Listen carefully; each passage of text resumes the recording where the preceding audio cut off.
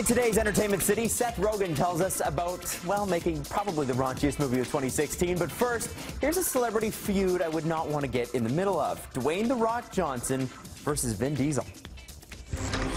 Hey, did you bring the cavalry?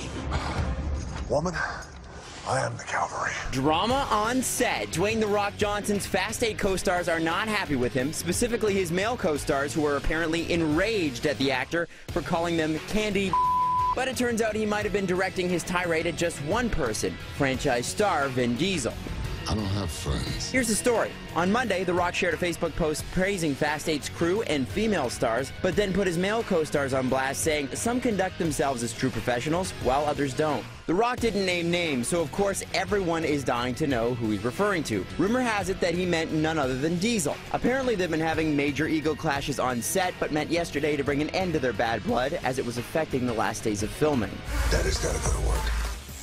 We're already counting down the days until the 41st Toronto International Film Festival kicks off, and now we have yet another reason to be excited. It looks like Leo could be coming to town. Leonardo DiCaprio's climate change documentary, The Turning Point, will have its world premiere at TIFF. Also just announced crime thriller Free Fire, with last year's TIFF favorite and eventual Oscar winner Brie Larson, which will open this year's Midnight Madness program. The world premiere of the surprise Blair Witch sequel is in that lineup as well. TIFF kicks off September 8th, and Entertainment City will have you covered for all of the red carpet glitz, glam, and star sightings.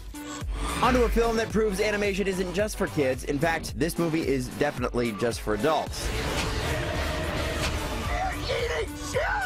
Seth Rogen's innuendo-filled sausage party about supermarket foods who are unaware of what happens to them after they leave the shelves had its world premiere in Hollywood last night. I don't know how the movie's going to do. I don't know if it's going to be received well, but I know that it exists. We've been trying so hard to make this movie. It's something that we very much believe in. Sausage Party hits theaters Friday. Just remember, this one's not for kids. Can I try another taste? Well, I don't see why. That seemed perfect to me. Florence goes off the rails with her singing. That is one way to put it. Meryl Streep stars as real-life New York socialite Florence Foster Jenkins, who pursues a singing career despite having a terrible voice. In part 2 of our Canadian exclusive interview with the cast, Streep's co-stars tell Terry Hart what it's like acting opposite someone of her caliber. She's remarkable, isn't she? So on a scale of 1 to 10, how terrifying is it to act next to Meryl Streep?